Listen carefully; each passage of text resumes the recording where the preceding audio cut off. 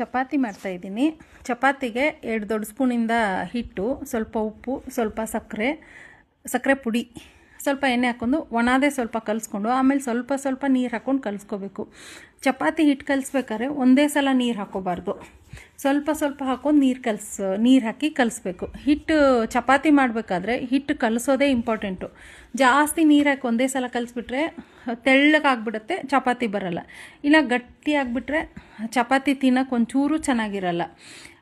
ಹಿಟ್ಟು ನೀಟಾಗಿ ಸ್ವಲ್ಪ ನೀರು ಹಾಕ್ಕೊಂಡು, ಬೇಕಂದರೆ ನಿಮಗೆ ಎಣ್ಣೆ ಬೇಕಂದರೆ ಹಾಕ್ಕೊಳ್ಳಿ, ಇಲ್ಲಾಂದರೆ ಬೇಡ. ಎಣ್ಣೆನೂ ಸಕ್ಕರೆ ಪುಡಿನೂ ನಾನು ಸ್ವಲ್ಪ ಹಾಕಿದ್ದೀನಿ ಚೆನ್ನಾಗಿರುತ್ತೆ ಅಂತ.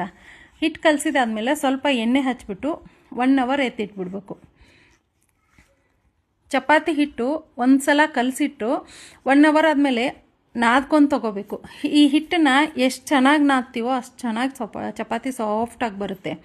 ನಾದ್ದಿರ ಹೆಂಗಂದ್ರಂಗೆ ಕಲಿಸ್ಕೊಂಡು ಅರ್ಜೆಂಟಿಗೆ ಮಾಡಿದರೆ ಚಪಾತಿ ಚೆನ್ನಾಗಿರಲ್ಲ. ನೋಡಿ ಒಂದು ಸಲ ಅದನ್ನು ಇಟ್ಬಿಟ್ಟು ಚೆನ್ನಾಗಿ ನಾದ್ಬಿಟ್ಟು ಮಾಡಿ ನೋಡಿ ಎಷ್ಟು ಚೆನ್ನಾಗಿರುತ್ತೆ ಅಂತ. ನಾನಿವತ್ತು 2 ಥರ ಚಪಾತಿ ಮಾಡೋದು ಹೇಳ್ತೀನಿ. ಒಂದು ಸಿಂಗಲಾಗಿ ಮಾಡೋದು, ಇನ್ನೊಂದು ಒಂದೇ ಇದರಲ್ಲೇ 2 ಚಪಾತಿ ಮಾಡೋದು. ಮೊದಲಿಗೆ ಈಗ ಸಿಂಗಲ್ ಚಪಾತಿ ಮಾಡ್ತಾಯಿದ್ದೀನಿ. ಹಿಟ್ಟು ತೊಗೊಂಡು ಒಂದು ಉಂಡೆ ಮಾಡಿಕೊಂಡು ಒಣ ಹಿಟ್ಟಲ್ಲಿ ಡಿಪ್ ಮಾಡ್ಕೋಬೇಕು ಹಿಟ್ಟನ್ನು. ಆಮೇಲೆ ಸ್ವಲ್ಪ ಒಂದು ಕೈ ಅಗಲ ಲಟ್ಟಿಸ್ಕೊಂಡು ಸ್ವಲ್ಪ ಎಣ್ಣೆ ಹಚ್ಕೋಬೇಕು. ಸ್ವಲ್ಪ ಆದರೆ ಸಾಕು, ಎಣ್ಣೆ ಏನು ಜಾಸ್ತಿ ಬೇಡ. ಆಮೇಲೆ ಅದನ್ನು ಟ್ರಯಾಂಗಲ್ ಶೇಪಲ್ಲಿ ಫೋಲ್ಡ್ ಮಾಡ್ಕೋಬೇಕು.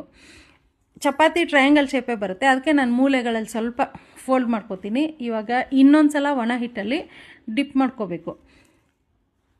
ಚಪಾತಿನ ನೀಟಾಗಿ ಬರುತ್ತೆ, 2 ಸರಿ ಫೋಲ್ಡ್ ಮಾಡಿದ್ರೂ ರೌಂಡಾಗಿ ಬರುತ್ತೆ. ಇದು ಓಪನ್ ಆಗಲ್ಲ, ಸಿಂಗಲ್ ಚಪಾತಿ ಅಷ್ಟೇ.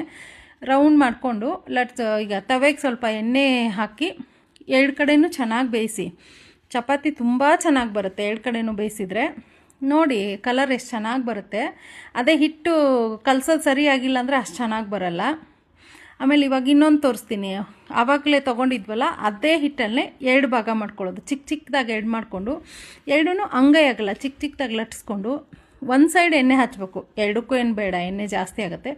ಒಂದು ಸೈಡ್ ಹಚ್ಕೊಂಡು ಒಂದ್ರ ಮೇಲೆ ಇನ್ನೊಂದು ಅದು ಚಪಾತಿ ಉಂಡೆ ಮಾಡಿರೋದಿದೆಯಲ್ಲ ಅದನ್ನು ಇಟ್ಕೊಂಡು ಒಣ ಹಿಟ್ಟಲ್ಲಿ ಸ್ವಲ್ಪ ಡಿಪ್ ಮಾಡ್ಕೋಬೇಕು.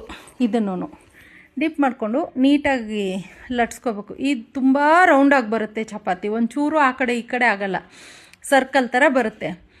ಸೇಮ್ ಎಣ್ಣೆ ಇದನ್ನು ಬೇಯಿಸೋದು ಸ್ವಲ್ಪ ತವೆಗೆ ಎಣ್ಣೆ ಹಾಕಿಬಿಟ್ಟು 2 ಕಡೆಯಿಂದನೂ ನೀಟಾಗಿ ಬೇಯಿಸ್ಕೊಂಡ್ರೆ ತವೆಯಿಂದ ಎತ್ತೋಕೆ ಮುಂಚೆನೇ ಚಪಾತಿ 2 ಪೀಸ್ ಆಗುತ್ತೆ, ಓಪನ್ ಆಗಿಬಿಡುತ್ತೆ.